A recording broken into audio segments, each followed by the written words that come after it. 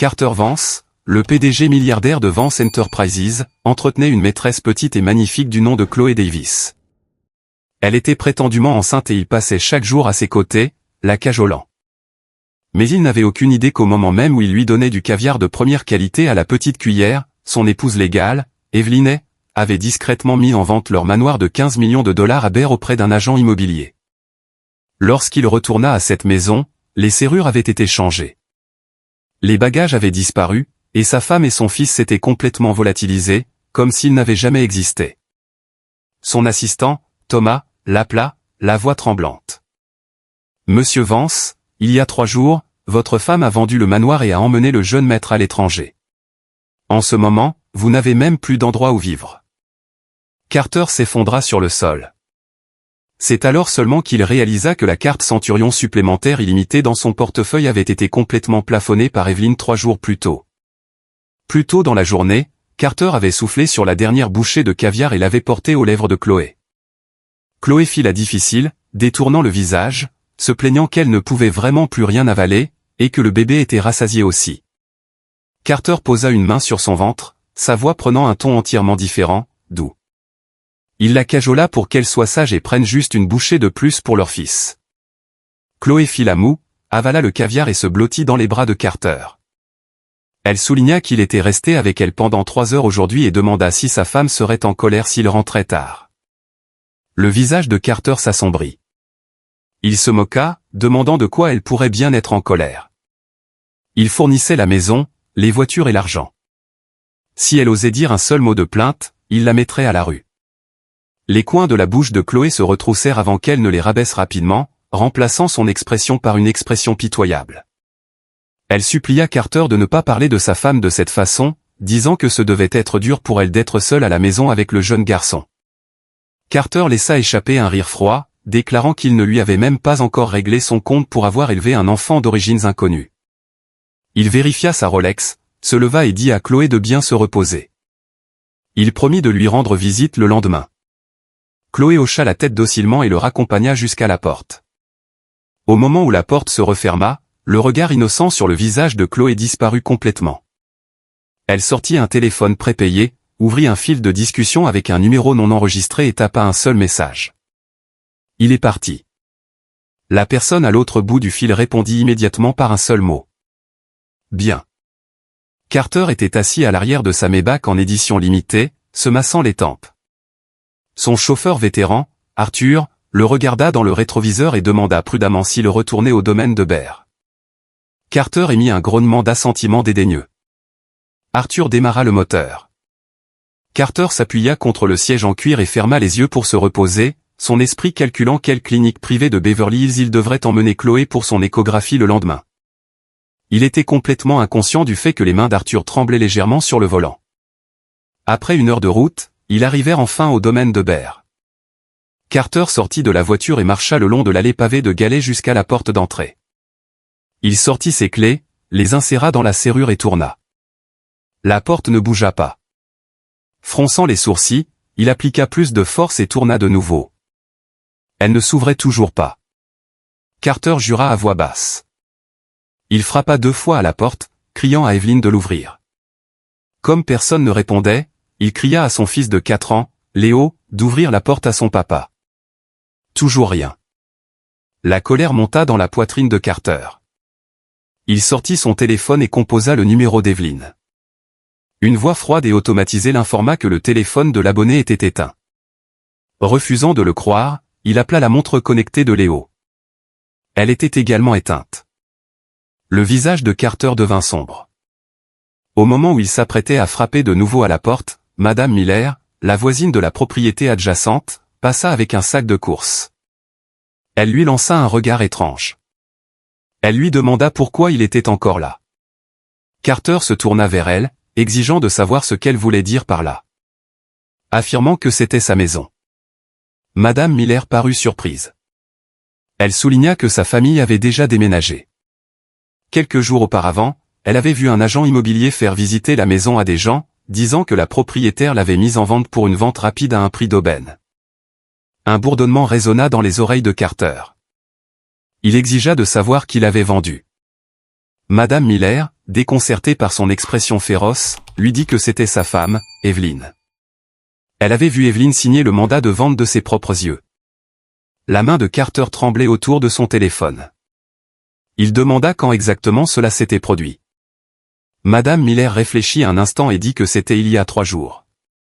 Ce jour-là, Evelyn était sortie en tenant la main du jeune garçon, tirant 2 grandes valises. Lorsque Madame Miller lui avait demandé en passant, Evelyn avait mentionné qu'il partait en vacances à l'étranger. Carter resta figé, comme si on lui avait versé un seau d'eau glacée sur la tête. Voyant son visage pâle, Madame Miller ne dit rien de plus et se dépêcha de partir avec ses courses. Carter se tenait devant la porte qu'il ne pouvait plus ouvrir. Le soleil de Californie était d'une luminosité aveuglante, mais il se sentait glacial. Il composa le numéro de son assistant de direction, Thomas. Le téléphone sonna 5 ou 6 fois avant que Thomas ne décroche enfin. Carter aboya pour savoir exactement où se trouvait Evelyn. Il y eut quelques secondes de silence de mort à l'autre bout du fil. Carter lui rugit de parler. La voix de Thomas semblait indiquer qu'il venait de pleurer. Il bégaya qu'il était sur le point de lui en faire part. Il y a 3 jours, Evelyn avait engagé une agence pour vendre le manoir de Bear pour 15 millions de dollars en espèces, et les fonds avaient déjà été crédités. Les yeux de Carter s'écarquillèrent. Il hurla que c'était impossible car il détenait l'acte de propriété. Thomas prit une profonde inspiration et rappela à son patron que pour éviter certaines taxes foncières à l'époque, le manoir avait été entièrement mis au nom d'Evelyn. Le cœur de Carter battait violemment. Il exigea de savoir où se trouvait son fils Léo. La voix de Thomas se fit encore plus basse, expliquant qu'Evelyn avait emmené le garçon sur un vol international il y a 3 jours, destination Zurich, en Suisse. Carter faillit laisser tomber son téléphone. Il exigea de savoir comment elle avait acheté les billets pour la Suisse alors qu'il avait gelé toutes ses cartes de crédit. Thomas, à bout de souffle, expliqua qu'Evelyn n'avait pas utilisé les cartes de Carter. Elle avait utilisé son propre compte. Les actions de fondateur d'une start-up technologique de la Silicon Valley enregistrées à son nom avaient été liquidées il y a 3 jours. À l'heure actuelle, Evelyn avait plus de liquidités sur ses comptes que Carter. La vision de Carter s'assombrit. Il dut s'agripper au cadre de la porte pour rester debout. Il demanda comment c'était possible, affirmant qu'il avait enquêté sur cette entreprise et qu'elle n'avait rien. Thomas expliqua que l'actionnaire majoritaire de cette société technologique avait toujours été la défunte mère d'Evelyn. Avant de décéder, sa mère avait laissé une fiducie stipulant que les actions seraient automatiquement acquises et transférées à Evelyn le jour de son 30e anniversaire. Il y a 3 jours, Evelyn a eu 30 ans. Carter eut l'impression qu'on lui avait retiré tous les os. Il glissa le long du cadre de la porte et s'effondra sur le sol. Il s'en souvenait maintenant. Il y a 3 jours, alors qu'il accompagnait Chloé pour son échographie 4D, son téléphone avait sonné 7 ou 8 fois. C'était Evelyn. Trouvant cela ennuyeux, il avait simplement éteint son téléphone. Carter ouvrit la bouche, sa voix rauque comme du papier de verre, et demanda des nouvelles de sa carte noire supplémentaire illimitée. La voix de Thomas était complètement vidée d'énergie. Il révéla qu'il y a 3 jours, dans la boutique de Luxor Tax de l'aéroport, Evelyn avait utilisé la carte supplémentaire pour acheter une montre Patek Philippe de 500 000 $. Lorsque la banque avait appelé Carter pour autoriser cette dépense massive, son téléphone était éteint. Sur la base de ses autorisations générales précédentes, la banque avait fait passer la transaction. Actuellement, le solde disponible sur le compte principal de Carter était inférieur à 8 000 $. Carter bondit sur ses pieds, levant son téléphone pour le fracasser contre le sol. Il s'arrêta en plein vol car il vit M. Jenkins, le gestionnaire de l'association des propriétaires de la communauté de Bear, s'approcher de lui. M. Jenkins s'approcha avec un sourire professionnel, tenant une enveloppe Kraft. Il salua Carter, disant que c'était pratique de le croiser. Le nouveau propriétaire du manoir avait finalisé le transfert de titres cet après-midi et demandait à Carter de retirer ses effets personnels du garage dans les 2 heures. Le nouveau propriétaire avait également l'intention de révoquer son accès aux 2 places de parking pour invités de la propriété. Carter le dévisagea, demandant qui était le nouveau propriétaire. Monsieur Jenkins lui tendit l'enveloppe, déclarant que c'était sa femme, Evelyn. Il y a 3 jours, elle avait vendu la maison à une LLC dont elle détenait les droits de gestion exclusifs. La transaction avait été finalisée cet après-midi. Légalement, Carter n'avait plus aucune revendication sur la propriété. Carter prit l'enveloppe. Ses mains tremblaient si violemment qu'il pouvait à peine l'ouvrir.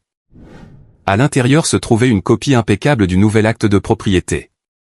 Sous la colonne du propriétaire, il y avait une entité corporative. Sous la colonne du membre gérant, 3 mots en gras ressortaient. Evelyn. Carter fixa ce nom. Dans son esprit, il revit l'image d'Evelyn l'accueillant à la porte chaque fois qu'il rentrait à la maison au cours des 3 dernières années. Elle était toujours soumise, toujours endurante, demandant doucement s'il avait faim ou s'il voulait dîner. Il avait sincèrement cru que cette femme ne pourrait pas survivre sans lui. Il avait pensé que toute sa docilité venait du fait qu'elle n'osait pas partir. Il s'était trompé. Carter éclata soudain de rire. Il rit et rit jusqu'à ce que le son se transforme en sanglots rauques et étouffés. Il s'effondra devant la porte qu'il ne pouvait plus franchir. Son téléphone sonna. C'était une note vocale e-message de Chloé. D'une voix douce, elle lui demandait de lui acheter des croissants à la boulangerie française du centre-ville en passant demain matin. Carter fixa la note vocale, son pouce planant au-dessus de l'écran, incapable d'appuyer. La caméra de sécurité au-dessus du Porsche pivota légèrement, capturant son état pathétique. À 10 000 km de là, à l'aéroport de Zurich en Suisse, une femme portant un trench coat camel tenait la main d'un garçon de 4 ans alors qu'il sortait du hall des arrivées. Le garçon leva les yeux et demanda s'il ne reviendrait jamais. La femme se pencha, ajusta son écharpe et sourit. Elle lui dit que bien sûr, il reviendrait. Une fois qu'elle aurait réglé quelques affaires là-bas, il reviendrait en toute gloire. Se redressant, elle sortit son téléphone. Elle regarda la notification sur son écran confirmant le dépôt des 15 millions de dollars de la vente de la maison et la transaction de 500 000 dollars pour la montre. Un lent sourire se dessina sur ses lèvres. Evelyn mit le téléphone dans sa poche, prit la main de Léo et s'avança avec assurance dans la lumière vive du soleil d'automne de Zurich. À 8000 miles de là, Carter était toujours assis devant le portail du manoir qui ne lui appartenait plus. Le ciel au-dessus était sombre et suffocant. Dans l'enveloppe à côté de lui, glissée derrière l'acte de propriété, se trouvait une fine feuille de papier. En haut étaient imprimés les mots « Pétition pour la dissolution du mariage ». Au bas de la page, la signature d'Evelyn était nette, décisive, et portait même une pointe d'acuité vengeresse. La date sur le document était d'il y a 3 jours. L'après-midi exact où il avait éteint son téléphone pour assister à l'échographie de Chloé. Carter serra fermement les papiers du divorce, les bords tranchants du papier lui enfonçant douloureusement dans la paume. Il comprit enfin quelque chose. Cette femme n'avait jamais attendu qu'il rentre pour dîner. Elle avait simplement attendu le moment où il lâcherait complètement prise. Carter resta assis sur le sol pendant 2 heures complètes. Monsieur Jenkins vint 2 fois pour le presser, déclarant que l'équipe de nettoyage en profondeur du nouveau propriétaire était sur le point d'arriver et lui demandant de partir immédiatement. Carter se leva, ses genoux craquant, ses jambes si engourdies qu'il pouvait à peine se tenir debout. Il plia les papiers du divorce, les fourra dans sa poche, jeta un dernier regard au manoir où il avait vécu pendant 3 ans, et se tourna vers le garage. Sa Maybach y était toujours garée. Le nouveau propriétaire n'avait pas touché à sa voiture, mais la Porsche rouge qui était garée à côté avait disparu. C'était la voiture d'Evelyn. Carter s'installa au volant de sa Maybach et resta là, hébété, pendant un long moment. Il se souvint soudain que la Porsche rouge avait été achetée l'année où Evelyn l'avait épousée. Elle avait payé la compte elle-même. À l'époque, il avait trouvé cela ridicule, se moquant d'une femme mariée qui insistait pour acheter sa propre voiture. Evelyn avait juste souri et dit que dépenser son propre argent lui procurait la tranquillité d'esprit. À l'époque, il pensait qu'elle était juste bizarre et têtue. Penser maintenant à la véritable signification de ces paroles lui fit parcourir un frisson dans le dos. Il quitta Berre sans savoir où aller. Il n'avait aucune envie de voir Chloé en ce moment et son esprit était trop chaotique pour aller au bureau. Finalement, il se rendit au domaine de ses parents à Beverly Hills. Son père, Richard Vance, et sa mère, Margaret Vance, y vivaient. Carter entra. Margaret arrangeait des fleurs. Le voyant à la maison à 7 heures, elle parut légèrement surprise et demanda pourquoi il était rentré si tôt, s'enquérant d'Evelyn et de Léo. Carter enleva sa veste de costume, la jeta sur le canapé et dit qu'ils étaient partis. La main de Margaret, tenant les ciseaux de fleuriste, se figea. Elle demanda ce qu'il voulait dire par « parti ». Carter s'effondra sur le canapé, penchant la tête en arrière pour regarder le plafond. Il expliqua qu'Evelyn avait vendu le manoir, emmené Léo à l'étranger et lui avait laissé des papiers de divorce à signer. Margaret posa les ciseaux et vint s'asseoir en face de lui. Elle soupira profondément. Elle lui rappela combien de fois elle l'avait prévenu qu'Evelyn n'était pas quelqu'un avec qui on pouvait plaisanter. Elle lui rappela le statut que la défunte mère d'Evelyn détenait dans le monde de l'entreprise. Même si sa mère était partie, le réseau de la famille y restait. Elle lui demanda s'il pensait vraiment qu'Evelyn oublierait sa froideur au fil des ans. Carter se redressa brusquement, exigeant de savoir ce que sa mère voulait dire. Il demanda si elle savait qu'Evelyn allait partir. Margaret soupira de nouveau, disant qu'elle ne savait pas qu'Evelyn irait jusqu'à cet extrême, mais elle savait qu'Evelyn partirait un jour. Elle demanda à Carter s'il pensait qu'Evelyn ne savait pas pour la maîtresse Chloé qu'il entretenait. Elle lui demanda s'il pensait qu'Evelyn n'avait pas réalisé qu'il n'avait pas partagé un lit depuis 3 ans. Quand Evelyn était enceinte de Léo, Carter n'avait assisté à aucun rendez-vous prénatal. Quand elle était en travail, il était en train d'organiser une fête d'anniversaire pour Chloé. Evelyn n'avait jamais parlé de ces choses, mais elle avait enregistré chaque dette dans son cœur. Le visage de Carter devint pâle. Il se souvenait de ces événements, bien sûr, mais il avait toujours pensé que cela n'avait pas d'importance. Evelyn avait un tempérament doux et n'élevait jamais la voix. Il pensait qu'elle pouvait tout accepter. Il pensait qu'elle endurerait cela toute sa vie. Margaret regarda l'expression de son fils et secoua la tête.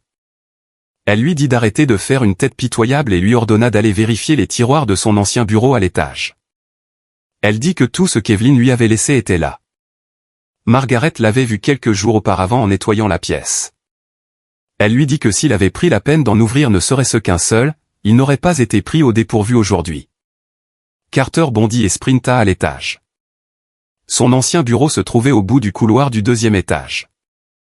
En poussant la porte, il vit que le bureau et les armoires avaient été complètement nettoyés. Tous les documents étaient soigneusement empilés. Il ouvrit le 3e tiroir à gauche. À l'intérieur se trouvaient 3 journaux intimes reliés en cuir marron. Carter prit le journal du dessus et l'ouvrit. La première page était datée du 2e mois après leur mariage. Il n'y avait qu'une seule ligne. Ce soir, il n'est pas rentré. J'ai mangé seul et j'ai eu des maux d'estomac. Je me demande si c'est à cause de l'injection à la clinique hier. Le médecin m'a dit de rester au lit pendant 3 jours. Je ne le lui ai pas dit. Même si je l'avais fait, il s'en ficherait. Carter tourna quelques pages. Page 3. Je suis allé à un examen prénatal aujourd'hui. Le médecin a demandé où était ma famille. J'ai dit que mon mari était en voyage d'affaires. On m'a prélevé 5 flacons de sang, seul. Sur le chemin du retour, j'ai eu le mal des transports et j'ai vomi dans l'Uber. Le chauffeur a exigé des frais de nettoyage de $200. Je lui ai envoyé un texto et il a transféré l'argent sans même demander pourquoi je devais payer des frais de nettoyage. Page 5. Léo sait dire « Papa, maintenant ». J'ai enregistré une vidéo et je la lui ai envoyée. Il a répondu par une seule lettre. J'ai regardé ce cas pendant une demi-heure, puis j'ai supprimé la vidéo. Page 15. Je me suis réveillé à minuit avec une fièvre de 39 degrés. Je l'ai appelé et il a décroché. J'ai entendu une femme rire en arrière-plan. Il a dit qu'il recevait des clients et m'a dit d'appeler le médecin de famille. J'ai raccroché et j'ai pris du Tylenol moi-même. Le matin, la fièvre était tombée et mon cœur s'est refroidi. Page 23. Il m'a surprise en train de regarder son téléphone. Il m'a dit, « Evelyn, tu ferais mieux de connaître ta place. Je te fournis des maisons, des voitures et de l'argent. Ne pousse pas ta chance. » Je n'ai rien dit. Je me suis juste demandé ce qu'il voulait dire par « fournir ». Veut-il dire le siège passager de sa voiture où personne n'est autorisé à s'asseoir, ou les pantoufles dans la maison qui n'ont toujours qu'une seule paire? Page 40. Il est rentré ivre aujourd'hui et m'a serré dans ses bras en m'appelant Chloé. Je lui ai dit qu'il s'était trompé de personne. Il m'a giflé et m'a demandé comment j'osais lui répondre. La gifle n'était pas forte, mais je n'ai pas pu dormir. Au milieu de la nuit, j'ai sorti la carte noire supplémentaire qu'il avait laissée sous mon oreiller. Je n'ai pas dépensé un centime. Je l'ai juste regardé. Je l'ai regardé toute la nuit. Carter tourna jusqu'à la toute dernière page. L'écriture ici était beaucoup plus brouillonne, écrite à la hâte. La dernière entrée disait, « Aujourd'hui, c'est le 4e anniversaire de Léo, il a appelé. Je pensais qu'il souhaitait un joyeux anniversaire à Léo. Au lieu de ça, il m'a dit que Chloé est enceinte et m'a dit d'être intelligente et de déménager de mon propre chef.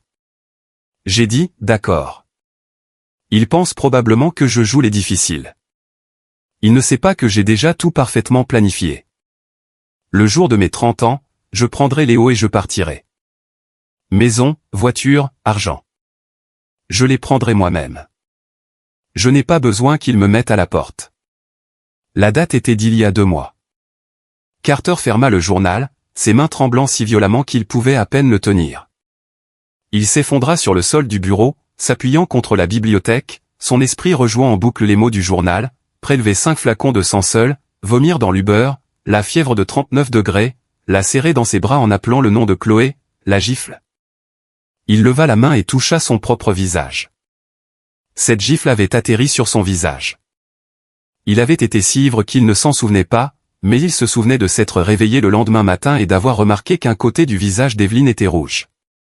Quand il lui avait demandé ce qui s'était passé, elle avait dit qu'elle avait mal dormi dessus et il l'avait cru. Carter baissa les yeux sur le journal dans ses mains. Sur la couverture, il y avait une petite tache brune comme la marque laissée par une larme séchée. Il serra le journal contre sa poitrine, pressa son front contre ses genoux, et ses épaules se mirent à trembler violemment. En bas, Margaret entendit un bruit survenant de l'étage, comme quelque chose qui tombait sur le sol. Elle ne monta pas. Elle prit son téléphone et envoya un message à Evelyn. « Je suis au courant de ton voyage à l'étranger. Prends soin de toi. » 10 minutes plus tard, une réponse arriva. « Merci, maman. Prends soin de ta santé. » Margaret fixa ces 2 mots. Maman. Pendant 3 ans, Evelyn l'avait appelée ainsi avec une sincérité absolue. Elle pensa à son fils pécheur et à toutes ses mauvaises actions au fil des ans. Elle savait qu'elle ne pouvait pas arrêter cela. Alors, elle avait secrètement aidé Evelyn à glisser tous les albums photos d'enfance de Léo dans sa valise avant son départ. Elle n'avait pas dit un mot à ce moment-là. Evelyn l'avait serré dans ses bras et avait dit « merci ». Cette étreinte avait été chaleureuse.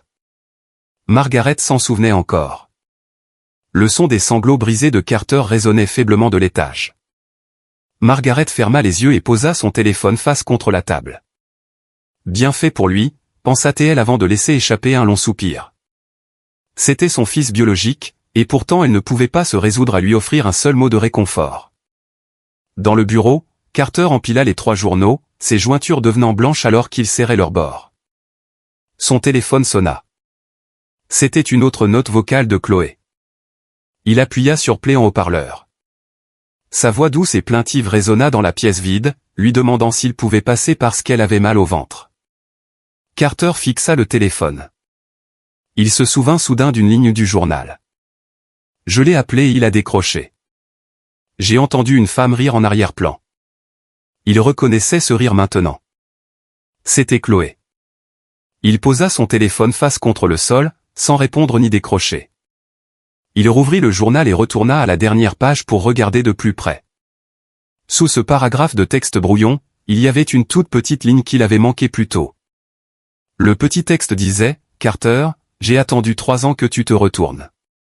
Le jour où tu le feras enfin, je te jetterai ces 3 journaux à la figure et je te dirai que Léo ne porte pas le sang des Vance. Devine de qui il est le fils ?» Les yeux de Carter s'écarquillèrent d'horreur. Il retourna furieusement les pages, lisant chaque mot sur les examens prénatals. Les jours où elle y allait seule, l'après-midi où Léo l'a appelé papa pour la première fois, et l'après-midi où il a répondu par un simple cas. Le petit visage de Léo lui revint en mémoire. Il réalisa qu'il n'avait jamais vraiment regardé de près les yeux de Léo. Il avait toujours supposé que le garçon lui ressemblait un peu, mais en essayant de se le représenter maintenant, il réalisa que la ressemblance n'était qu'un mensonge subconscient qu'il se racontait. Carter bondit sur ses pieds. Son téléphone tomba par terre, brisant l'écran. Il fixa cette minuscule ligne de texte pendant 5 bonnes minutes, son esprit complètement vide. Pas son fils. Cette femme avait élevé un enfant qui n'était pas le sien, vivant sous son nez pendant 4 ans. Il avait payé une pension alimentaire tous les mois et acheté des cadeaux d'anniversaire. Chaque jour férié, lorsque son père exigeait une photo de famille, Carter s'était tenu à l'écart avec un air impatient sur le visage. Il avait supposé que c'était sa propre chair et son propre sang. Carter s'agenouilla lentement. Il ramassa son téléphone brisé et appela son assistant, Thomas. Lorsque l'appel fut établi, la voix de Carter était aussi rauque que s'il avait survécu à une grave maladie. Il ordonna à Thomas d'enquêter sur quelque chose pour lui. Thomas demanda de quoi il s'agissait. Carter prit une profonde inspiration et exigea les actes de naissance de Léo. Chaque hôpital, chaque dossier pour découvrir qui était le père biologique. Il y eut un silence de 3 secondes sur la ligne. Thomas demanda si Carter était absolument sûr de vouloir enquêter là-dessus, l'avertissant que la vérité pourrait ne pas lui plaire. Carter rugit, lui disant de le faire, tout simplement. Thomas soupira. Il avoua qu'il y avait quelque chose qu'il n'avait pas osé lui dire. Avant de partir, Evelyn avait envoyé un message à Thomas, disant que si Carter voulait un jour enquêter sur la filiation du jeune maître, il devrait lui donner un document spécifique. C'était un rapport de test de paternité ADN. Le test avait été effectué 7 jours après la naissance du garçon en utilisant des échantillons de Léo et de Carter. Le résultat excluait toute relation biologique. Le téléphone brisé glissa de la main de Carter, s'écrasant sur le sol en marbre. L'écran devint complètement noir. Il glissa le long de la bibliothèque et s'effondra sur le sol. La lumière du plafonnier vacilla, lui donnant le vertige. Il s'avéra qu'elle avait tout gardé. Elle s'était préparée à tout. Pendant 3 ans, la femme obéissante qui l'attendait à la porte chaque jour avait silencieusement compté les jours. Elle n'attendait pas qu'il rentre à la maison. Elle attendait le jour où elle n'aurait plus jamais besoin qu'il rentre à la maison. Carter se réveilla alors qu'il faisait déjà jour. Il frissonnait. La climatisation du bureau s'était éteinte et la fenêtre était ouverte, laissant entrer le vent mordant de l'automne. Il s'assit, le dos raide comme une planche. Son téléphone brisé ne s'allumait pas. Il trouva le téléphone fixe sur le bureau et appela Thomas. Thomas répondit rapidement, semblant soulagé que Carter ait enfin appelé. Il déclara qu'il y avait un problème majeur à l'entreprise. Carter se massa les tempes en demandant quel était le problème. Thomas expliqua que le conseil d'administration avait convoqué une réunion d'urgence pour 9 heures et que tous les directeurs devaient y assister, y compris Evelyn. La main de Carter se figea. Il demanda comment Evelyn pouvait assister à une réunion du conseil d'administration depuis la Suisse. Thomas, mal à l'aise, expliqua qu'elle s'était arrangée pour participer par vidéoconférence. Avec seulement 40 minutes avant la réunion, Thomas pressa Carter de se dépêcher. Carter se leva, s'étira et dit qu'il était en route. Il conduisit 40 minutes jusqu'à la tour d'entreprise de Vance Enterprises dans le centre-ville de Los Angeles. La réceptionniste le regarda étrangement, ouvrant la bouche pour parler, mais se retenant. Carter l'ignora et se dirigea directement vers l'ascenseur. Alors que les portes se fermaient, il aperçut la réceptionniste passer un appel discret, chuchotant « Il est là ». Carter fronça les sourcils en arrivant à l'étage de la direction. Le couloir était silencieux et les portes de la salle de conférence étaient fermées. Il les poussa et entra. 6 ou 7 personnes étaient déjà assises, tous des directeurs principaux de Vance Enterprises, des hommes plus âgés qui lui étaient habituellement incroyablement déférents. Aujourd'hui, alors qu'il entrait, personne ne le salua. Carter se dirigea vers son siège en bout de table et exigea de savoir quel était le sujet de la réunion, notant qu'il n'avait pas reçu de préavis. Le directeur Cole, assis à côté du siège du président, s'éclaircit la gorge et dit que la réunion visait à l'informer de 2 développements majeurs. Le directeur Cole tapota une tablette sur la table. L'immense écran de projection à l'avant de la salle s'alluma, affichant une fenêtre de vidéoconférence. À l'écran se trouvait Evelyn dans un bureau moderne et lumineux. L'arrière-plan présentait d'immenses baies vitrées donnant sur les montagnes enneigées de Zurich. Elle portait un élégant col roulé gris, ses cheveux tirés en un chignon impeccable, son maquillage léger et son teint radieux. À côté d'elle était assis un homme d'âge mûr dans un costume impeccable et des lunettes à monture dorée, avec une pile de documents à ses côtés. Carter fixa Evelyn à l'écran pendant 3 secondes, se sentant soudain comme si elle était une parfaite inconnue. Il avait regardé ce visage pendant 3 ans, mais il n'avait jamais vu la lumière vive et confiante dans ses yeux lorsqu'elle était à la maison. Evelyn sourit à la caméra et salua les directeurs. Les directeurs répondirent chaleureusement, leur enthousiasme faisant froncer les sourcils de Carter. Le directeur Cole prit la parole, l'appelant PDG et suggérant qu'il commence. Carter tourna brusquement la tête vers le directeur Cole, exigeant de savoir comment il venait de l'appeler. Surpris mais gardant son calme, le directeur Cole expliqua qu'il y a 3 jours, Evelyn avait officiellement pris possession de 37,5% des actions de Vance Enterprises, faisant d'elle la plus grande actionnaire de l'entreprise. Selon les statuts de l'entreprise, le plus grand actionnaire avait le droit de nommer le PDG exécutif et de participer aux décisions de gestion quotidiennes. Par conséquent, il s'adressait maintenant à elle en tant que PDG. Carter se sentit comme cloué à sa chaise. Il cria que l'entreprise avait été fondée par son père et que les actions étaient détenues par sa famille. Comment pouvait-elle en posséder 37,5%? Le directeur Cole l'interrompit, expliquant que les actions provenaient de la mère de Carter, Margaret Vance. Il y a 3 jours, Margaret avait légalement transféré toutes ses actions à Evelyn sans aucune contrepartie monétaire. Les formalités légales avaient déjà été accomplies, et Carter pouvait les consulter quand il le souhaitait. L'esprit de Carter explosa. Sa mère avait donné ses actions à Evelyn. Il se souvint soudain du ton nonchalant de Margaret la veille, lui disant de vérifier les tiroirs de son bureau. Elle avait parlé si nonchalamment parce qu'elle savait que toute découverte qu'il ferait serait inutile. Carter fixa le visage détendu d'Evelyn à l'écran, le sang lui montant à la tête. Il l'accusa de s'être marié dans la famille Vance juste pour voler les actions de sa mère, demandant ce qu'elle prévoyait d'autre. Evelyn offrit un léger sourire, entièrement différent de ceux auxquels il était habitué. Elle déclara que sa mère avait transféré les actions volontairement, équitablement et légalement. Elle l'invita à consulter un avocat s'il en doutait. Evelyn continua, déclarant qu'elle avait convoqué la réunion du conseil pour 2 raisons.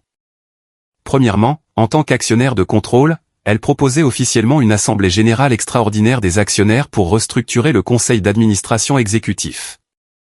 Deuxièmement, elle marqua une pause, prit un dossier et tourna une page. Deuxièmement, citant l'article 14, section 3 des statuts de l'entreprise, l'actionnaire de contrôle avait le droit de proposer la cessation immédiate des fonctions du PDG actuel dans des circonstances spéciales.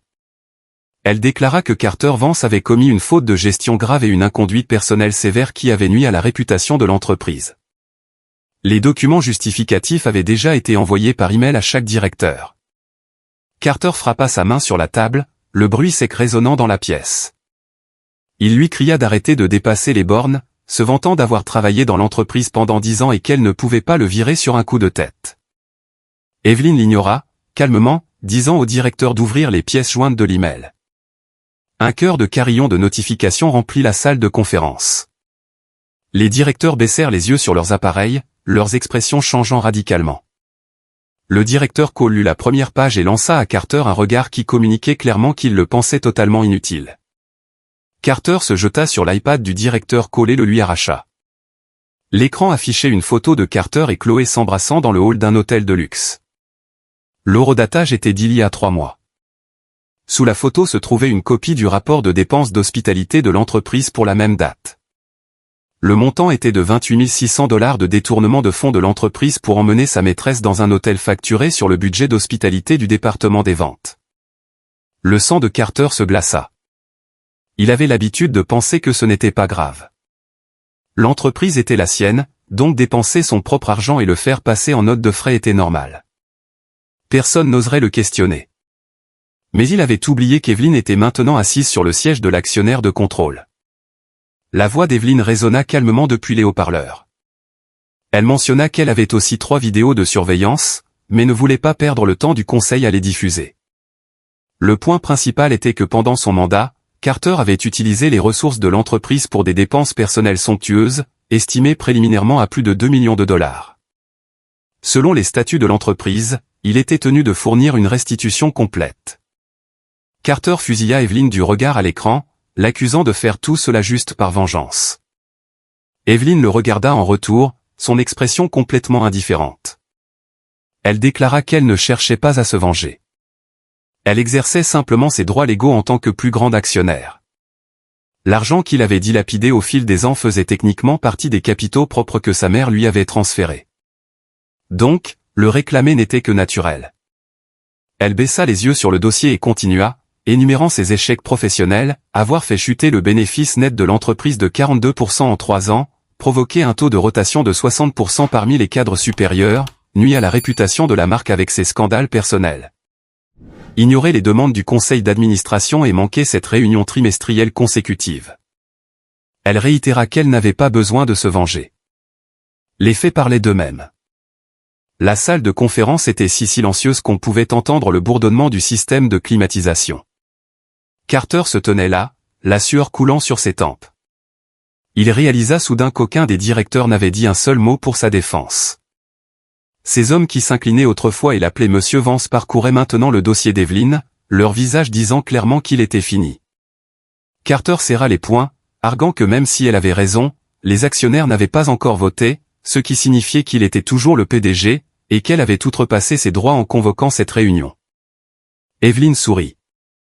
Elle précisa qu'il s'agissait d'une réunion d'urgence du conseil d'administration, qu'elle avait le droit de convoquer. De plus, elle brandit un papier affichant les signatures de plus des 2/3 des directeurs en exercice approuvant sa révocation immédiate. Elle l'informa qu'à partir de ce moment, il n'était plus le PDG. Carter vit les signatures. Directeur Cole, directeur Smith, directeur Miller, des hommes qui l'avaient suivi pendant des années. Carter les regarda. Le directeur Cole évita son regard. Le directeur Smith fixait son téléphone. Le directeur Miller se leva, marmonna qu'il avait besoin de fumer, et bouscula l'épaule de Carter en sortant. Carter se retrouva seul dans la salle de conférence à moitié vide.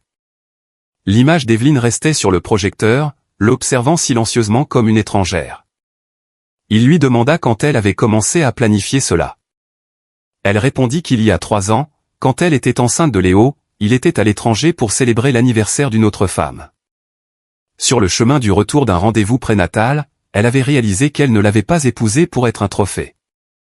Puisqu'il la traitait comme un rien, elle avait décidé de lui enlever tout ce qu'il appréciait le plus, pièce par pièce, en prenant son temps. Evelyn ferma son dossier, offrit un sourire poli à la caméra et souhaita une bonne journée au directeur restant. La fenêtre vidéo s'éteignit. Carter se tenait seul dans l'immense salle de conférence, les lumières vives du plafond le clouant sur place. Il n'avait pas apporté son téléphone portable, alors il prit le téléphone de la salle de conférence et composa le numéro de Thomas.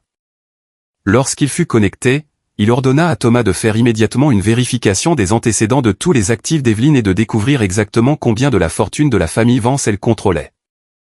Thomas resta silencieux un moment avant d'admettre qu'il y avait autre chose qu'il ne lui avait pas dit. Avant de partir, Evelyn avait passé un accord avec Thomas. Elle lui avait offert 3 ans de salaire plus une maison en échange de sa coopération totale au cours des 3 derniers mois. Elle préparait cela depuis 3 mois. Elle avait obtenu toutes les preuves, tous les dossiers et tous les contacts bien à l'avance.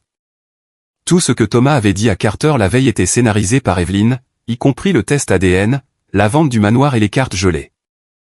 Carter cria, exigeant de savoir ce que cela incluait d'autre. Thomas répondit calmement que cela incluait le signalement du vol de la carte SIM principale du téléphone de Carter il y a 2 jours. Son téléphone portable actuel n'avait absolument aucun service. Les messages que Thomas lui avait envoyés provenaient d'un numéro de secours fourni par Evelyn. Carter baissa les yeux sur son téléphone brisé. Il n'avait aucune barre de réseau. Il comprit enfin que toutes ses lignes de communication avec le monde extérieur avaient été systématiquement coupées.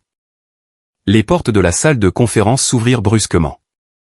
2 représentants des RH entrèrent, portant des boîtes en carton.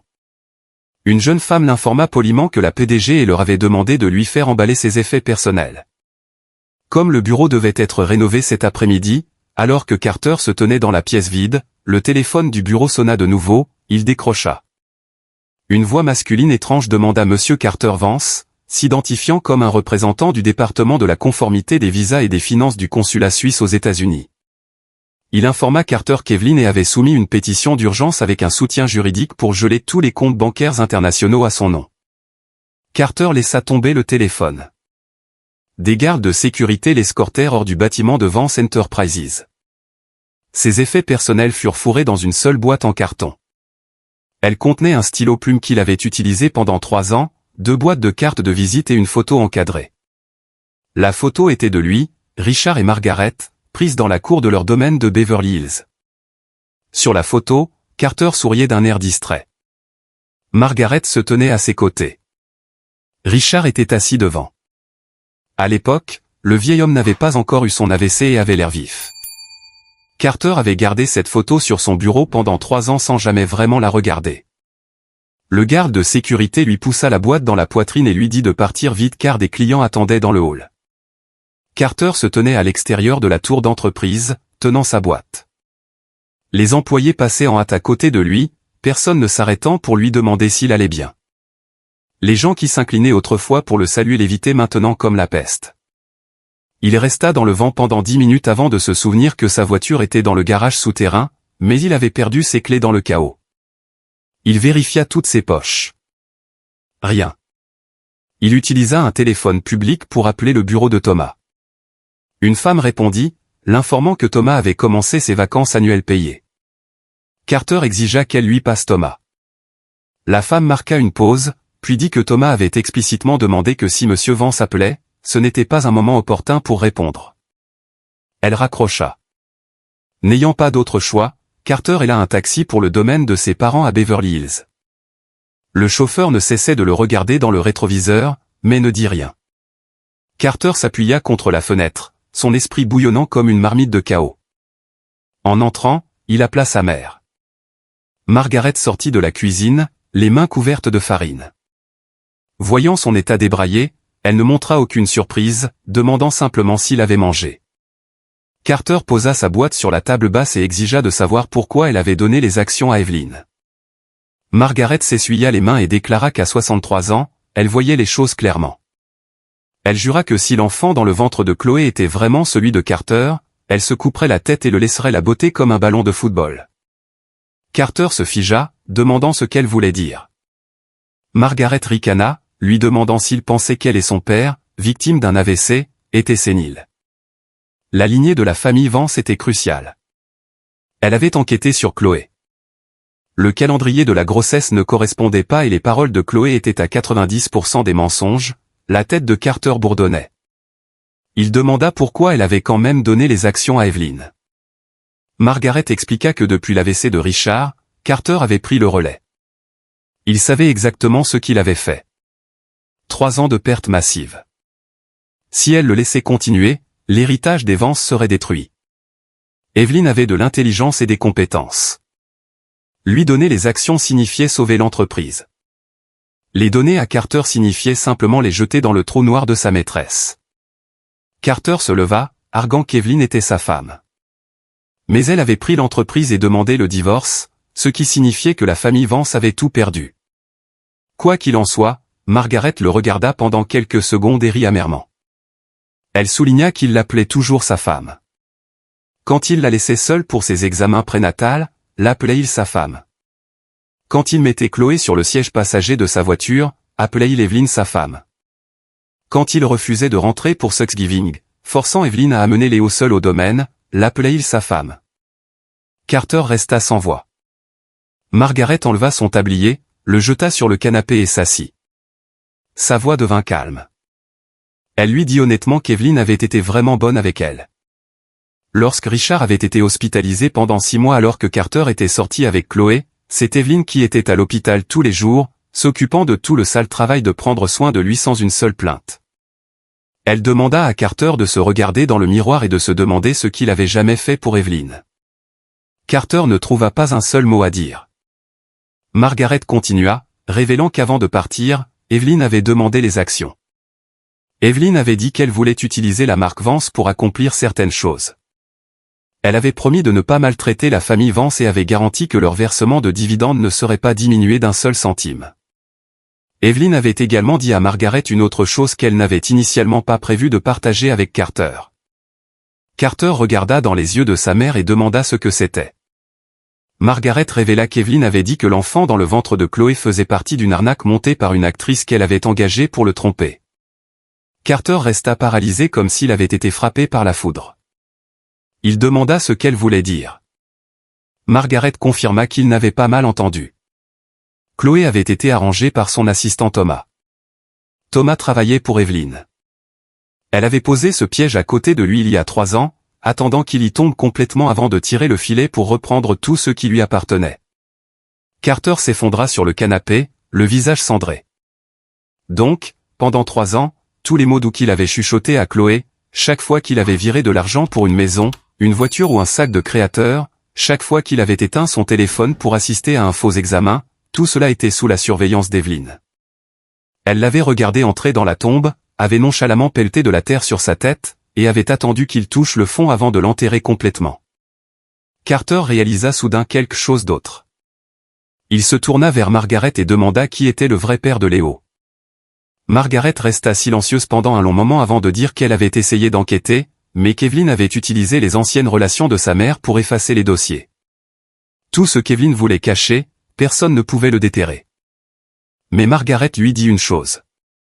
Ce garçon l'appelait grand-mère avec bien plus de sincérité qu'il n'avait jamais appelé Carter papa.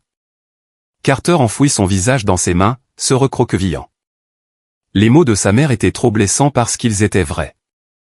Chaque fois que Léo l'appelait papa, sa voix était petite et timide, comme s'il avait peur de lui. Pourtant, Carter n'avait jamais assisté à une seule réunion parents-professeurs.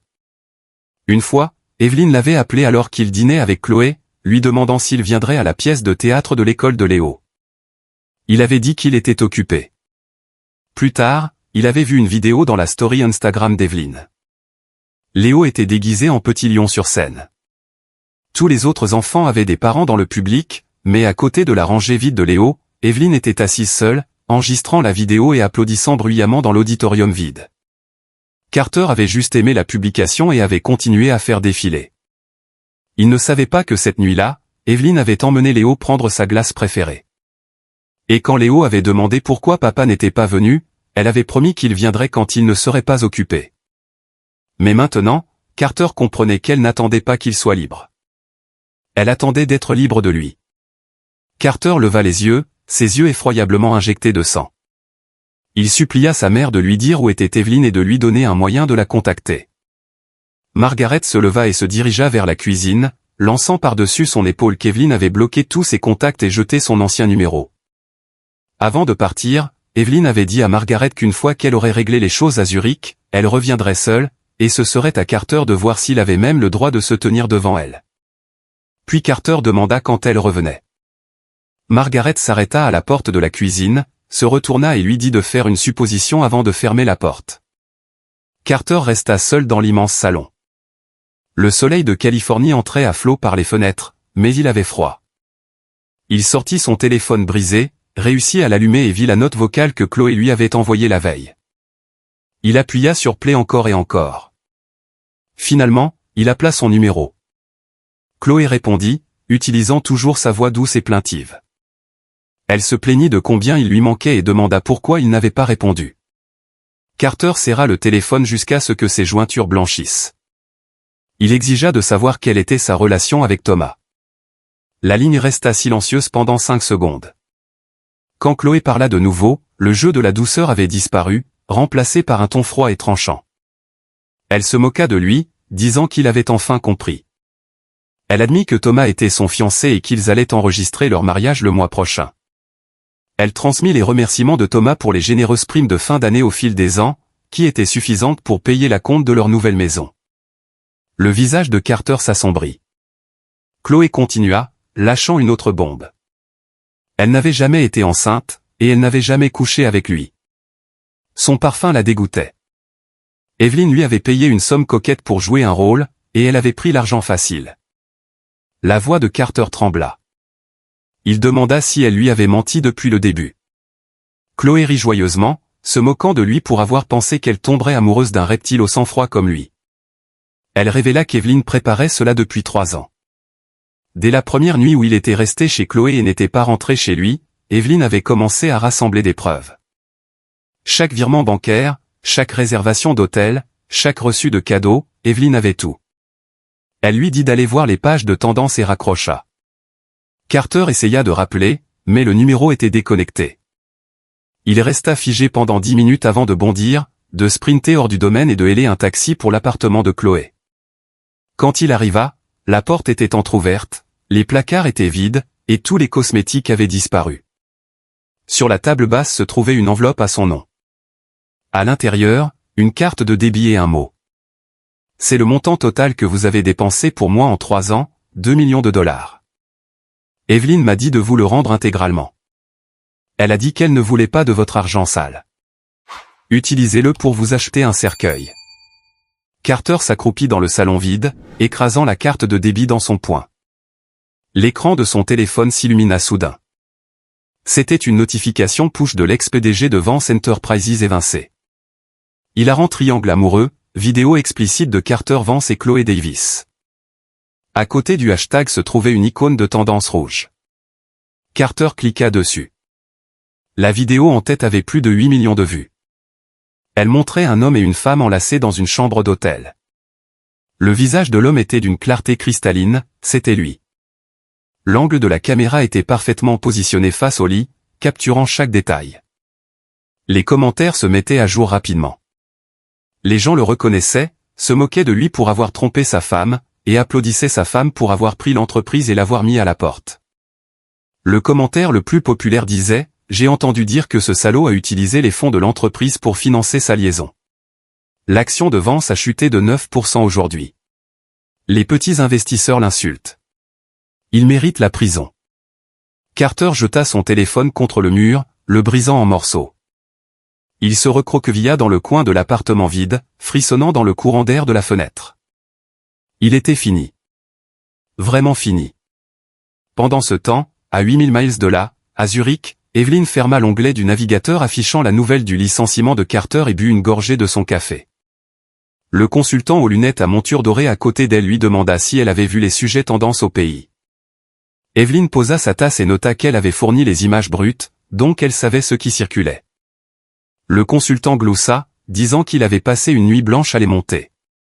Evelyn le remercia pour son travail acharné. Elle prit son téléphone, vérifia les hashtags viraux et verrouilla l'écran. Elle regarda les sommets enneigés des Alpes suisses, laissant échapper un léger souffle. Elle baissa les yeux vers Léo, qui dessinait tranquillement, et lui dit qu'il rentrait aux États-Unis après-demain. Léo leva les yeux, demandant s'ils allaient voir grand-mère. Evelyn lui tapota la tête en disant oui et qu'ils allaient aussi virer les gens qui n'avaient pas leur place dans les postes de la famille Vance. Léo fredonna son accord et retourna à son dessin d'une grande maison avec une personne grande, une personne petite et un gros chat. Evelyn sourit au dessin. Elle envoya un texto à Margaret, « Maman, je rentre après-demain. S'il te plaît, organise une réunion avec tous les chefs de branche de la famille Vance. J'ai quelques dettes à régler avec eux en personne. » Margaret répondit immédiatement. Compris. Evelyn verrouilla son téléphone. La neige sur les montagnes à l'extérieur était baignée par la lumière dorée du coucher de soleil. Sur le bureau en face d'elle se trouvait une carte de la répartition du capital de l'entreprise entre les branches de la famille Vance, avec des pourcentages indiqués à côté des noms. Elle déboucha un stylo rouge et entoura plusieurs noms. C'étaient les parents qui avaient profité de l'entreprise pendant que Carter était aux commandes. Créant des sociétés écrans pour détourner des fonds. Elle avait des piles de preuves prouvant qu'ils avaient touché des pots de vin. Evelyn reboucha le stylo et ferma le dossier. Elle regarda par la fenêtre et se chuchota à elle-même, « Carter, tu pensais que c'était la fin ? Ce n'est que le début. » Carter resta assis toute la nuit dans l'appartement vide de Chloé. Quand l'aube se leva, il se leva enfin, les genoux si raides qu'il pouvait à peine les plier. Il s'appuya contre le mur et sortit en boitant. Le gardien de sécurité en bas fut surpris par son apparence et lui demanda s'il avait besoin d'une ambulance. Carter lui fit signe que non et trébucha jusqu'au trottoir. Il sortit son portefeuille pour héler un taxi et réalisa qu'il ne lui restait que quelques billets froissés. Il les compta. 32 $. Sa carte noire avait disparu, la carte supplémentaire était plafonnée, ses comptes bancaires gelés. Tout l'argent liquide qu'il avait au monde était de 32 $. Debout dans la rue à 6 heures du matin, le vent froid le fit frissonner. Il éclata soudain d'un rire amer et angoissant, ayant l'impression de mâcher du verre brisé. Il héla un taxi et donna au chauffeur l'adresse de ses parents. Il resta assis en silence, regardant par la fenêtre. En passant sur un viaduc d'autoroute, il vit un immense panneau publicitaire pour le lancement du prochain produit de Vance Enterprises. L'ambassadrice de la marque était une étoile montante qu'il avait personnellement signée. Mais imprimé en gras sur l'annonce se trouvaient les mots « Directrice générale de Vance Enterprises, Evelyn Hay, menant la nouvelle ère de gloire ». Carter fixa ce nom pendant 3 secondes. Son nom était placardé sur le panneau publicitaire de son entreprise. En dessous se trouvait une photo d'elle dans un costume noir impeccable, les cheveux tirés en arrière, regardant l'appareil photo sans aucune expression. La photo était magnifique, capturant même le petit grain de beauté sur son front. Carter était passé devant ce visage d'innombrables fois, mais il n'avait jamais su qu'elle pouvait avoir cet air. Tranchante, décisive, rayonnant de la certitude absolue de quelqu'un au pouvoir. Le chauffeur de taxi jeta un coup d'œil dans le rétroviseur et annonça qu'ils étaient arrivés. Carter sortit de sa torpeur, paya la course et entra dans le domaine. Margaret prenait son petit déjeuner, un bol de flocons d'avoine et quelques fruits. Elle lui jeta un coup d'œil et lui demanda s'il n'était pas rentré la nuit dernière. Carter grogna, s'assit et s'enquit de la situation de l'entreprise. Margaret prit une fraise et déclara qu'Evelyn avait publié une note de service ce matin. Un nouveau poste de PDG avait été ajouté au siège, et elle le remplissait. L'ancien poste de Carter était laissé vacant en attendant les résultats d'un audit complet. Carter demanda ce qu'ils auditaient. Margaret posa sa fourchette et le fixa. Elle énuméra les factures qu'il avait signées, les fonds de projet qu'il avait approuvés, et la maison qu'il avait achetée pour cette femme avec l'argent de l'entreprise. Chaque transaction financière pendant son mandat était en cours d'audit. Elle l'informa que le cabinet d'audit indépendant engagé par Evelyn était impitoyable. Elle affûtait ce couteau depuis 3 ans. Pensait-il vraiment qu'il ne trouverait rien? La vision de Carter se brouilla. Il demanda l'estimation préliminaire. Margaret dit que la restitution initiale requise était d'environ 5 millions de dollars, incluant les amendes et les dommages et intérêts pour l'entreprise. Sa responsabilité personnelle approchait les 10 millions de dollars. Carter laissa tomber ses mains sur la table. Il argua que chaque dépense avait des factures de projet et des registres correspondants. Margaret le coupa, soulignant que la moitié de ses projets étaient des contrats fictifs. Il signait les papiers un jour, et les fonds allaient sur le compte de Chloé le lendemain. Les auditeurs avaient suivi chaque centime. Chaque signature était de sa propre main. Il ne pouvait pas échapper à cette dette. Le visage de Carter passa du pâle au gris. Il se souvint de ses années au pouvoir, signant à la hâte tous les documents que Thomas lui présentait sans jamais vérifier les registres, supposant que son autorité le rendait intouchable. Maintenant, chaque signature était un clou dans son cercueil. Le téléphone fixe du domaine sonna. Margaret répondit et tendit le combiné à Carter, disant que c'était pour lui. Une voix masculine, raide et professionnelle, demanda de confirmer qu'il était Carter Vance. S'identifiant comme un représentant de l'équipe d'audit de Vance Enterprises, il exigea que Carter soumette une déclaration de patrimoine personnel dans les 7 jours ouvrables pour se conformer à l'audit post-licenciement. Carter exigea de savoir qu'il avait autorisé à auditer ses comptes. La voix resta sans émotion, citant la section 146 du droit des sociétés et l'article 37 des statuts de l'entreprise, confirmant que l'actionnaire de contrôle avait initié un audit jury comptable complet. Il conseilla à Carter de coopérer pour éviter des poursuites judiciaires immédiates. Carter raccrocha violemment le téléphone. Margaret le regarda et lui dit de ne pas passer sa colère sur le téléphone. Elle lui rappela qu'il s'était infligé cela lui-même en dépensant tout cet argent pour Chloé. Carter s'affaissa sur sa chaise, silencieux pendant un long moment. Finalement, il leva les yeux et dit qu'il voulait voir Evelyn. Margaret lui dit qu'elle revenait après-demain et qu'il pouvait la contacter lui-même, mais l'avertit de ne s'attendre à aucune pitié. Elle avait passé 3 ans à monter ce piège. Elle n'arrêterait pas juste parce qu'il la suppliait. Carter ne répondit pas. Il se leva et sortit. Margaret l'appela, lui demandant où il allait. Il dit qu'il cherchait un avocat. Carter prit un bus pour un cabinet d'avocats à Century City. L'associé gérant, l'avocat Peterson, était un vieil ami d'université avec qui il avait l'habitude de boire. La réceptionniste reconnut Carter, mais parut mal à l'aise, lui demandant d'attendre. Carter attendit dans le hall pendant 1 heure avant que Peterson n'entre enfin avec un sourire professionnel crispé. Carter alla droit au but, demandant à Peterson de le représenter dans une procédure de divorce et un litige sur les capitaux propres. Peterson se pencha en avant, gardant son sourire, et avertit Carter que sa femme avait contacté leur cabinet la veille. Elle avait fourni une chaîne de preuves irréfutables de sa faute conjugale grave, y compris l'infidélité, la dissipation des biens matrimoniaux et la négligence émotionnelle. Elle exigeait qu'il parte sans absolument rien. Carter refusa avec colère, affirmant que l'entreprise appartenait à sa famille et qu'elle n'y avait aucun droit. Peterson fit glisser un dossier Manny sur la table. Il contenait l'accord de transfert d'actions notarié signé par Margaret Vance, y compris un addendum stipulant que le transfert était une compensation à coût zéro pour les 3 années de dévouement d'Evelyn à la famille. C'était juridiquement blindé. Peterson, abandonnant son attitude professionnelle, dit à Carter, en ami, que les preuves d'Evelyn étaient parfaites. Des dossiers hospitaliers d'il y a 3 ans aux images de surveillance des hôtels, aucun avocat ne pourrait gagner ce cas pour lui. Carter protesta qu'il avait subvenu à ses besoins pendant 3 ans et que chaque centime qu'elle avait dépensé était le sien. Peterson le coupa, révélant que les investissements personnels d'Evelyn avaient généré des rendements massifs au cours des 3 dernières années. De plus, l'allocation mensuelle de $50 000 que Carter lui transférait avait été déposée sur un compte séparé. Elle n'avait jamais touché un seul centime. Carter était abasourdi. Peterson lui tendit un relevé bancaire montrant le solde de $1,8 million intact. Puis il révéla que la veille, Evelyn avait fait don de la totalité des $1,8 million à une œuvre de charité pour enfants au nom de Carter.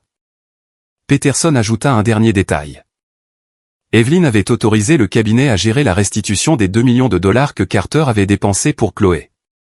Chloé avait viré les fonds sur le compte gelé de Carter la veille. Carter se tenait à l'extérieur du cabinet d'avocat, le vent d'automne ébouriffant ses cheveux.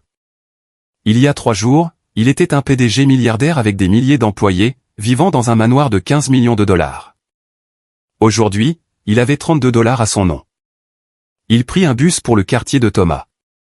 Il avait besoin de savoir combien Evelyn l'avait payé pour jouer ce jeu de 3 ans. Il frappa à la porte.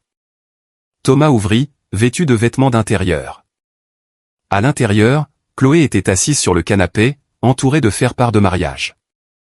Chloé sourit vivement, l'accueillant à leur séance de planification de mariage. Carter foudroya Thomas du regard, exigeant de savoir quelle était sa relation avec Chloé. Thomas le laissa entrer, expliquant qu'ils étaient ensemble depuis 5 ans. Il y a 3 ans, quand Carter voulait une compagne, Thomas avait présenté Chloé. La seule condition de Chloé était qu'elle jouerait la comédie, mais ne ferait jamais rien de réel. Thomas rappela à Carter qu'il n'avait même jamais touché un cheveu de sa tête, car elle utilisait toujours des symptômes de grossesse pour l'éviter. Le visage de Carter se vida de sa couleur. Il se souvint de toutes ces nuits où Chloé l'avait repoussé, prétendant que le bébé donnait des coups de pied. Il avait pensé que c'était normal. Thomas gloussa, se moquant de Carter pour s'être laissé si facilement berner. Evelyn avait compris la nature arrogante et sans question de Carter il y a des années. Elle lui avait juste donné l'illusion qu'il voulait pour qu'il creuse sa propre tombe. Carter se jeta sur Thomas, le saisissant par le col et le projetant contre le mur. Thomas ne se défendit pas. Il se contenta de sourire et invita Carter à le frapper, lui rappelant qu'une accusation d'agression le mettrait en prison pendant au moins 1 semaine. Le poing de Carter trembla en l'air. Chloé se leva, disant à Carter de se réveiller. Elle lui transmit un message d'Evelyn. Son plus grand défaut était de croire qu'il n'avait jamais tort. Il reprochait à Evelyn d'avoir vendu la maison et pris l'argent. Mais s'il était juste rentré dîner ou avait regardé Léo ne serait-ce qu'une fois, il ne serait pas dans cette situation. Carter relâcha Thomas et glissa le long du mur du couloir, enfouissant son visage dans ses genoux, ses épaules secouées de tremblements.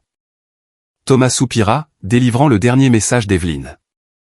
Carter avait passé 3 ans à faire languir sa maîtresse pendant qu'Evelyn attendait à la maison pendant 4 ans. Elle en avait assez d'attendre, et c'était maintenant à son tour de goûter à ce que c'était que d'être abandonné. Thomas ferma la porte. Carter resta seul dans le couloir. Il sortit son téléphone, naviguant sur l'écran fissuré. Les notifications push affluaient, toutes mentionnant son nom, étalant tout le linge sale qu'il pensait avoir caché. Il se leva lentement et descendit les escaliers en boitant. Il ne savait pas où aller. Sa mère le regardait avec déception. Il ne pouvait même pas passer le bureau de sécurité de son entreprise. Il avait des centaines de contacts dans son téléphone, mais personne à qui il pouvait appeler en cas de crise. Il sortit du complexe et se tint dans la rue. À travers la fenêtre d'une supérette, une petite télévision diffusait les informations locales. Le présentateur annonça que l'ancien PDG de Vance Enterprises avait été évincé pour faute grave et que ses actifs avaient été gelés. Carter vit son propre visage à l'écran, accompagné du bandeau, la chute spectaculaire de l'héritier milliardaire. Il se souvint de l'entrée du journal d'Evelyn. J'ai attendu 3 ans que tu te retournes. Quand il le fit enfin, elle était déjà partie. Carter resta assis sur le trottoir, fumant une demi-paquet de cigarettes. Il ne se souvenait pas quand il avait recommencé à fumer. Son téléphone s'éteignit. Il passa la nuit à errer sans but, finissant par se retrouver sur un pont piétonnier, regardant les feux arrière des voitures en dessous. Il resta là pendant 20 minutes avant de finalement redescendre. Il prit un bus de nuit pour retourner au domaine de Beverly Hills. Margaret avait laissé la porte déverrouillée et une lampe tamisée allumée dans le salon. Carter monta tranquillement à l'étage, tomba sur son lit dans le noir et resta immobile. Le lendemain matin, des voix en bas le réveillèrent. Il descendit et trouva Margaret, Richard dans son fauteuil roulant, et son oncle Robert Vance, qui gérait ses propres entreprises annexes. Robert regarda Carter et exigea de savoir ce qui se passait. Margaret expliqua qu'Evelyn revenait le lendemain pour prendre le contrôle total, et qu'elle prévoyait de purger l'ancien conseil d'administration et de dissoudre toutes les sociétés écrans que les parents utilisaient pour siphonner l'argent de Vance Enterprises. Robert frappa du poing sur la table, arguant que ces sociétés étaient indépendantes. Margaret rétorqua calmement, soulignant que ces sociétés survivaient entièrement en parasitant la chaîne d'approvisionnement de Vance Enterprises. Evelyn avait toutes les preuves et offrait 2 choix. Dissoudre volontairement et rendre les bénéfices détournés, ou faire face aux auditeurs jurys comptables et à des poursuites pénales. Robert était furieux, criant qu'Evelyn était une étrangère sans aucun droit de toucher à l'héritage des Vance. Margaret le fusilla du regard, déclarant qu'Evelyn était l'actionnaire de contrôle et avait les preuves pour les ruiner tous. Elle rappela à Robert les expéditions d'acier illicite qu'il avait effectuées l'année dernière, le faisant taire instantanément. Carter assista à cet échange, se sentant incroyablement détaché. Ses parents qui s'inclinaient autrefois devant lui ne s'inclinaient que devant le titre de PDG. Maintenant qu'il en était dépouillé, il n'était plus qu'un paria inutile pour eux. Robert exigea 2 jours pour réfléchir. Margaret refusa, lui disant qu'il devait répondre avant le retour d'Evelyn. Robert sortit en trombe. Richard marmonna quelque chose depuis son fauteuil roulant. Margaret se pencha pour écouter, puis regarda Carter. Elle lui transmit le message de son père. Il ne s'attendait pas à ce que Carter détruise l'empire familial si rapidement. C'était comme un coup de poing dans la poitrine. Carter quitta la maison, marchant pendant 1 heure jusqu'à ce qu'il atteigne un parc. Il s'assit sur un banc, regardant les canards dans un étang. Il se souvint qu'Evelyn lui avait demandé d'emmener Léo au parc il y a 3 ans. Il l'avait repoussé. Elle avait ensuite posté une photo de Léo regardant les canards, et Richard avait commenté à quel point Léo ressemblait à Carter enfant. Carter ne se souvenait même pas si c'était le même parc. Quand il retourna au domaine au coucher du soleil, une Mercedes noire était garée dans l'allée. Un homme en costume gris avec des lunettes à monture dorée en sortit. C'était l'avocat Evans, le conseiller juridique d'Evelyn. Il tendit à Carter un document, l'accord de divorce officiel. Il stipulait que Carter partirait sans absolument rien. S'il refusait, elle le poursuivrait pour un divorce pour faute. Carter exigea la garde de Léo.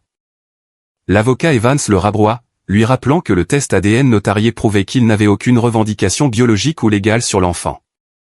Evans transmit un message d'Evelyn. Elle lui avait donné 3 ans. Il les avait gaspillés. Et maintenant, elle attendait une réponse pour son atterrissage le lendemain.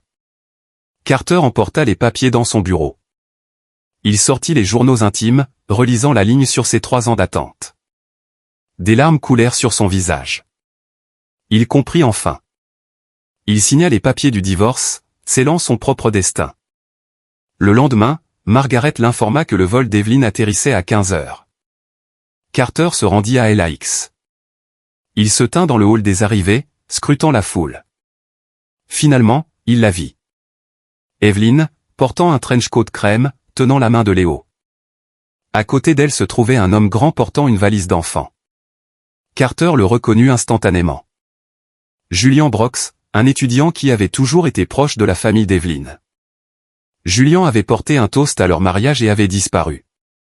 Mais maintenant, il était là, ressemblant à un membre de la famille avec Evelyn et Léo. Carter se fraya un chemin à travers la foule et leur barra la route. Evelyn ne s'y a même pas. Elle dit à Julian d'emmener Léo prendre une glace. Julian lança à Carter un regard dédaigneux qui disait clairement qu'il n'avait pas le droit d'être là et s'éloigna avec le garçon. Carter exigea de savoir ce qu'elle voulait, l'accusant d'avoir pris son entreprise, sa maison et ses actions. Evelyn offrit un sourire froid et poli. Elle lui rappela que son père avait construit l'entreprise et que Carter l'avait simplement menée à la ruine, perdant 40% de leurs bénéfices. Elle précisa qu'elle avait vendu sa propre maison, que sa mère lui avait offert les actions volontairement, et qu'elle avait fait don de toute la pension alimentaire qu'il lui avait envoyée à des œuvres de charité. Même l'argent qu'il avait dépensé pour Chloé lui avait été rendu. Elle ne lui devait rien. Carter serra les dents, demandant des nouvelles de Léo. Il argua qu'il avait élevé le garçon pendant 4 ans. Evelyn le coupa, lui rappelant le test ADN. Elle lui demanda de sonder sa conscience. Combien de repas avait-il donné à Léo? Combien de bains lui avait-il donné? Combien d'histoires du soir lui avait-il lu? Le visage de Carter devint rouge de honte. La voix d'Evelyn s'adoucit légèrement, mais resta ferme. Elle lui dit de se souvenir de ce qu'elle avait ressenti en étant assise seule à la table du dîner des centaines de fois pendant qu'il était sorti avec sa maîtresse. La voix de Carter se brisa alors qu'il la suppliait de savoir qui était le vrai père de Léo. Evelyn le regarda dans les yeux et révéla la vérité. Elle dit que Léo était l'enfant d'un donneur de sperme anonyme. La nuit où Carter était dans un hôtel avec Chloé, Evelyn avait eu une fièvre de 39 degrés et avait fini aux urgences. Pendant qu'elle recevait une perfusion, elle avait signé les papiers pour commencer une FIV. Elle avait choisi de ne pas avoir l'enfant de Carter. Carter était abasourdi. Il demanda pourquoi elle ne le lui avait pas dit.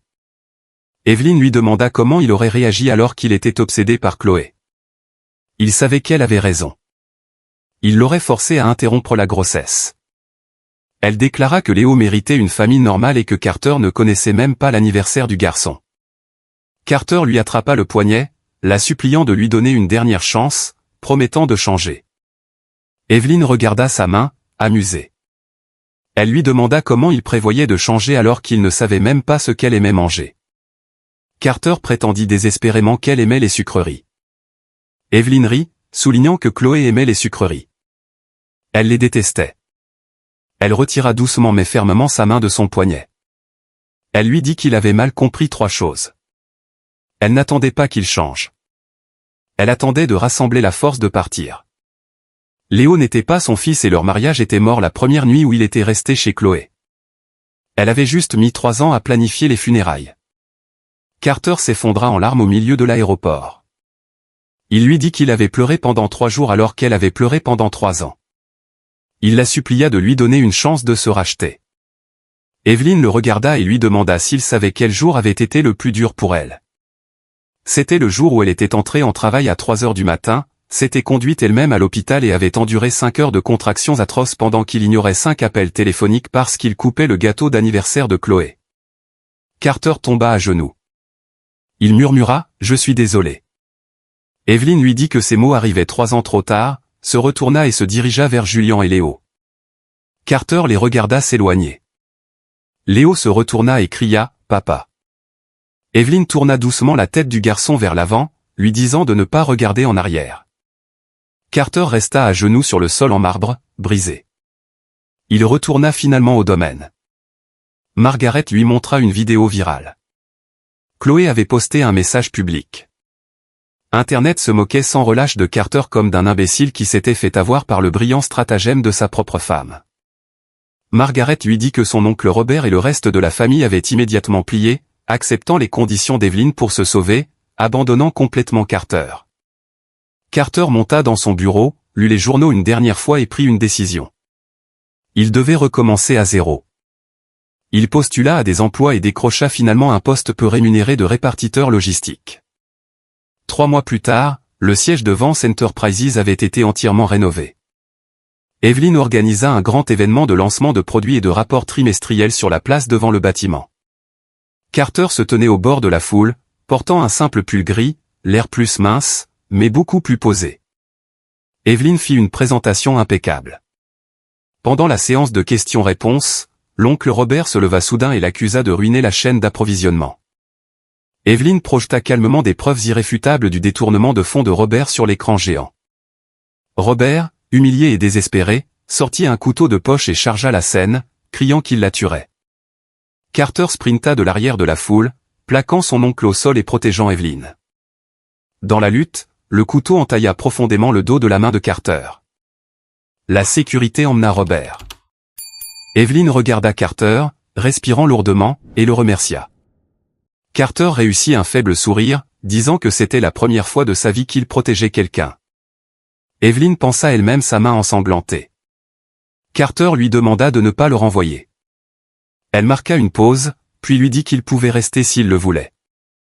Après l'événement, la foule se dispersa. Carter s'apprêtait à partir quand Evelyn s'approcha de lui et lui tendit une enveloppe. À l'intérieur se trouvait un chèque de 10 millions de dollars. Elle lui dit qu'elle avait réglé sa dette de restitution auprès des auditeurs en utilisant l'argent récupéré de son oncle. Elle dit qu'il pourrait la rembourser lentement. Carter regarda le chèque, souriant amèrement, disant que cela pourrait lui prendre toute une vie pour le rembourser. Evelyn détourna le regard et dit, « Alors, prenez votre temps. » Elle se retourna pour partir, puis s'arrêta et mentionna que Léo était dans la loge, jouant avec Julian. Elle lui demanda s'il voulait le voir. Les yeux de Carter s'écarquillèrent, retenant ses larmes, et il hocha la tête. Dans la loge, Léo courut et serra la jambe de Carter, l'appelant papa. Carter tomba à genoux, serrant le garçon fermement dans ses bras. Léo lui montra un dessin d'une grande maison avec 3 personnes, un homme grand, une femme en tailleur rouge et un petit garçon. Écrit au crayon de cire, maman, papa et Léo. Carter plia soigneusement le dessin et le mit dans sa poche de poitrine. Il promit de venir chaque week-end et d'emmener Léo voir les canards au parc. Evelyn s'appuya contre le cadre de la porte, les regardant. Son expression était neutre, mais ses yeux étaient plus doux. Julian lui demanda si elle était sûre de cela. Elle répondit simplement, pas de précipitation. Carter sortit de la loge en tenant la main de Léo. Il se retourna vers Evelyn, lui demandant si elle le laisserait vraiment venir chaque week-end. Elle lui dit que cela dépendrait de son humeur, mais lui rappela d'encadrer le dessin et de ne pas le froisser. Carter sourit, d'un sourire sincère et plein d'espoir, et accepta. Alors que Carter et Léo marchaient sous le soleil de Californie, Léo demanda s'il allait repartir. Carter croisa son petit doigt autour de celui de Léo et promit qu'il n'irait nulle part. Il resterait ici et gagnerait son retour auprès de lui et de sa mère. En haut, dans la suite de la direction, Evelyn se tenait près de la fenêtre, regardant l'homme et le garçon se diriger vers un glacier. Julian se tenait à côté d'elle. Elle ferma les stores, sortit son téléphone et envoya un texto à Carter. « À quelle heure viens-tu demain ?» En bas, dans la rue, Carter sentit son téléphone vibrer. Il lut le message, son sourire s'élargissant. Il tapa en retour, 9 heures. J'emmènerai Léo prendre les croissants français qu'il adore. Evelyn répondit par un seul mot. Oui. Carter regarda ce « oui », mit son téléphone dans sa poche et ouvrit la porte du glacier. La porte se referma derrière eux, bloquant le passé et s'ouvrant sur un tout nouveau départ.